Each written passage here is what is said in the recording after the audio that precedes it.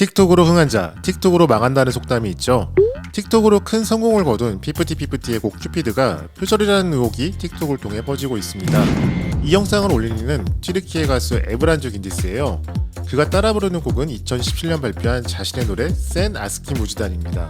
Şüphe ederken ben inandım küçük bir mutlu ana.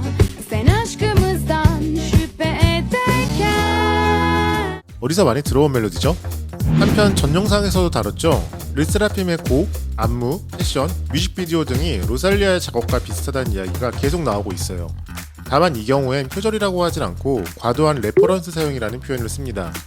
언포기븐 발매 쇼케이스에서는 김채연이 곡과 콘셉트는 우리의 이야기와 메시지를 담은 고유의 창작물이다 라고 이야기했지만 논란은 계속되고 있습니다. 작년 중순에는 유희열이 연예인 표절 의혹으로 방송에서 하차하고 외부 활동을 중단하는 일도 있었는데요. 유희열은 마지막까지 자신의 음악은 표절이 아니라 주장했습니다.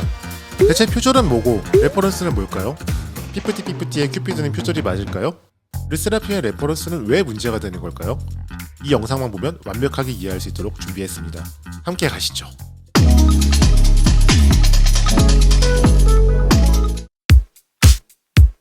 표절은 도둑질입니다. 피카소는 유능한 예술가는 모방하고 위대한 예술가는 훔친다라고 말했죠.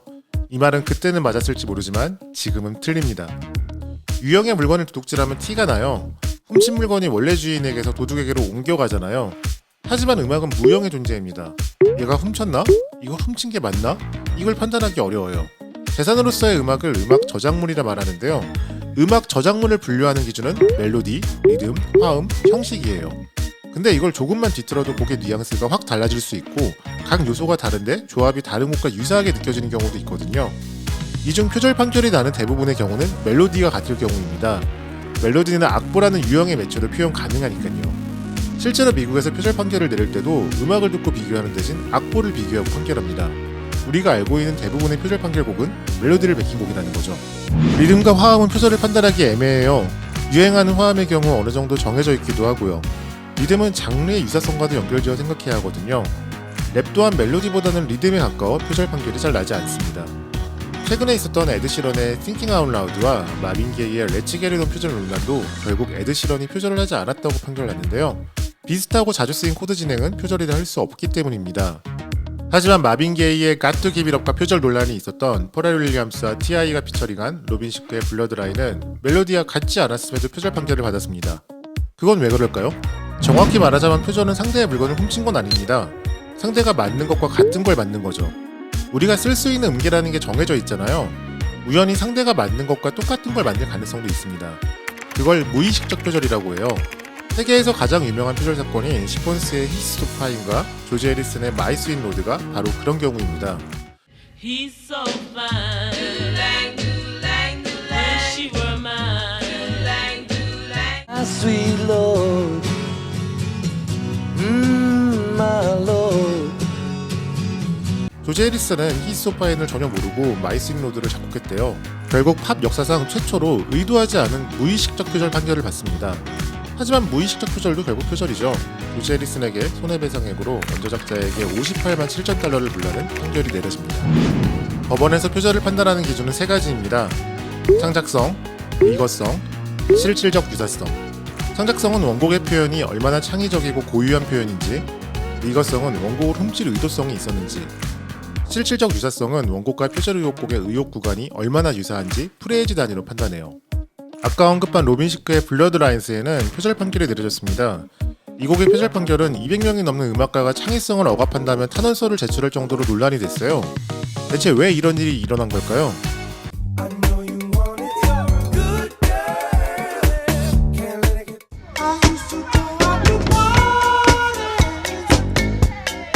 이 곡과 마빈 게이의 Got To Give It Up은 아무리 들어도 멜로디에서 비슷한 부분이 없어요.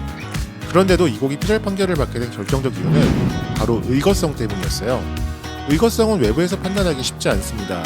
근데 이 경우는 달랐어요. GQ와의 인터뷰에서 로빈 시크가 퍼렐에게 마빈 게이의 Got To Give It Up 같은 노래를 만들자고 얘기했다고 밝혔거든요. 나중에 로빈 시크는 이를 지어낸 이야기라고 변명했지만 결국 마빈 게이 유족에게 730만 달러의 손해배상금을 지급하라는 명령이 내려집니다. 이 사건은 표절 판결을 받기까지 흥미로운 일이 정말 많았는데요. 궁금해하는 분들이 계시면 나중에 다뤄볼게요. 레퍼런스, 직역하면 참조입니다. 이 용어를 가장 많이 쓰는 곳은 광고 쪽이에요. 광고 대행사의 업무는 클라이언트의 의도를 구현하는 거잖아요. 원활한 커뮤니케이션을 위해 기존에 만들어진 것을 참고로 이야기하기도 하는데요. 이때 쓰는 표현이 레퍼런스입니다. 이것처럼 만들어줘 하면서 들이미는 게 레퍼런스인 거죠. 레퍼런스를 갖고 창작하는 건 문제가 되지 않습니다. 지금 세상에 완전히 새로운 걸 만드는 건 불가능에 가까운 일이에요. 가요계에서도 레퍼런스를 바탕으로 만든 곡이 많습니다. 서태지와 아이들의 나나라요가 밀리 바닐리의 걸 유 노 이치투루를 레퍼런스 삼은 건 유명하죠. 아예 데모에 해당 곡의 랩이 녹음되어 있기도 했고요. 하지만 서태지와 아이들은 다음 앨범에서 하여가라는 정말 독창적인 곡을 발표했어요. 레퍼런스에만 의존하는 음악가가 아니라는 걸 직접 증명한 거죠. 최근 공개된 아이브의 IM 뮤직비디오의 장면도 생로랑의 2020년 여름 여성복 패션쇼와 비슷합니다. 아이브의 세련된 이미지를 구현하기에 생로랑의 패션쇼 무대가 잘 어울린다 판단한 것 같아요. 르세라핌의 레퍼런싱은 좀 독특합니다. K-팝은 여러 곳에서 레퍼런스를 가져와 조합하는 편인데 르세라핌은 로살리의 한 음악가에게서 너무 많은 걸 가져왔어요. 저는 르세라핌의 안티프레자일을 하이브 음감에서 처음 들었는데요. 그때는 로살리아 같은 레게톤 트랙이구나 정도로 생각했어요. 작곡진의 이사벨라 러브스토리가 있는데 이분도 레게톤 음악가거든요.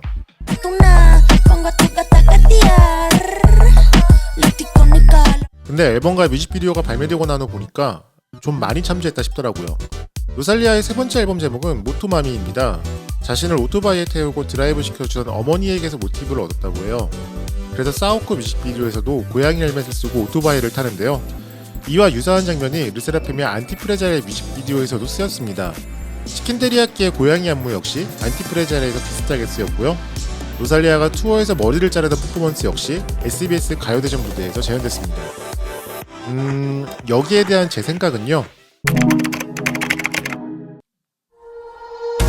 피프티 측은 얼마 전 기사를 통해 곡을 만든 작곡가에게 확인했다. 그들은 원곡을 들어보지 않았으며 표절이 아니라고 생각한다고 밝혔어요. 여기서 알 수 있는 건 두 가지입니다. 첫 번째, 작곡가는 의거성이 없다고 주장한다. 두 번째, 우리 측에서 먼저 합의할 생각은 없다. 이제 이 사건은 이렇게 진행될 겁니다. 원작자인 치르키의 가수가 별 조치를 취하지 않고 해프닝으로 끝나든가 아니면 고소를 하던가. 고소하면 세 가지 결과가 있겠죠. 재판 도중 합의를 하든가 재판 결과가 표절로 판결이 나지 않든가 또는 표절 판결이 나고 재판을 난 국가의 법에 따라 배상하든가. 경우에 따라서는 막대한 징벌적 손해배상금을 물 수도 있을 거예요. 물론 이 과정이 쉽진 않을 겁니다. 한국 자역사에서 발매된 곡이지만 작곡가는 스웨덴인이고 표절을 주장하는 원곡자는 튀르키예 가수잖아요. 그래도 제가 원작자라면 고소할 것 같아요. 빌보드 핫백에 오른 음악 저작물의 가치는 어마어마하거든요. 만약 고소로 간다면 피프티 측이 유리하지는 않을 겁니다. 누가 들어도 비슷한 멜로디고 길이도 길잖아요. 저는 이 부분을 인정하고 빨리 합의하는 게 서로 좋지 않을까 싶은데요. 과연 어떻게 될지 더 지켜보겠습니다. 20세기 한국 대중음악계는 정말 많은 표절을 저질렀어요. 여기에 대해서는 부끄러워하고 반성해야 합니다. 21세기는 전처럼 표절을 하기 쉽지 않아요. 이제는 전 세계가 아주 가깝게 연결되어 있으니까요. 표절했다고 노래가 히트할 가능성이 커지는 건 아닌데 히트하면 금세 표절 의혹을 사고 표절 판결이 나면 고객 수익도 얻지 못한단 말이죠. 표절했을 때 얻는 건 확실하지 않은데 리스크는 큽니다. 저는 21세기의 표절 시비는 대부분 교통사고 같은 거라 생각해요. 히트하는 곡의 공식이라는 게 어느 정도 정해져 있거든요. 누구나 그 길을 가려다 접촉사고가 난 거죠. 이후 적절하게 합의하면 돼요. 샘 스미스, 오아시스, 콜드플레이 같은 음악가들도 표절 시비가 있었고 대부분 표절 시비가 붙은 곡의 원저작자와 원만하게 합의했습니다. 그들의 노래가 표절이라고 비판하는 사람도 없고요. 샘 스미스의 곡 스테이 윈 미는 그래미 어워드에서 수상하기도 했죠. 저는 교통사고 같은 무의식적 표절보다 르세라핌의 의도적인 레퍼런스 차용이 더 안 좋게 보여요. 로살리아는 지금 팝계에서 굉장히 유니크한 존재예요. 오리지널리티가 강하고 그게 매력인데 그걸 따라한 게 매력적일 수 있나요? 르세라핌의 메시지는 두려움 없이 용감하고 당당하게 앞으로 나아가고 연대하라입니다. 근데 이미 히트한 콘셉트를 레퍼런스 삼아 거의 비슷하게 내놨어요. 안전하고 게으르게 창작한 거고 별로 용감하고 당당하게 느껴지지 않아요. 이런 상황에서 어떻게 그들의 메시지에 몰입할 수 있겠어요? 메시지를 위한 메시지처럼 공허하게 느껴질 뿐입니다. 르세라핌의 회사 하이브의 방시혁 의장은 CNN과의 인터뷰에서 K-팝의 경쟁 상대로 라틴팝과 아프로비트를 꼽았습니다. 두 장르는 각 지역의 아이덴티티를 바탕으로 만들어진 분명한 장르적 특성을 가진 음악이죠. 비슷한 라이프 스타일을 가진 이들의 커뮤니티가 만들어지는 음악입니다. K-팝은 참신한 비즈니스 모델이긴 하지만 장르라고 하기에는 오리지널리티는 상대적으로 부족해요. 커뮤니티보다는 아이돌을 중심으로 팬덤이 형성되는 음악이죠. 그들과 경쟁하기 위해 K-팝이 필요한 게 뭘까요? 방위장이 그 답을 모르진 않을 거라 생각합니다. 표절과 레퍼런스 이야기를 하려면 샘플링, 장르의 유사성, 오마주에 대해서도 이야기를 해야 해요. 분량이 너무 많아져 이번 편에서는 부득이하게 뺐습니다. 혹시라도 원하는 분이 계시면 다음에 만들어 볼게요.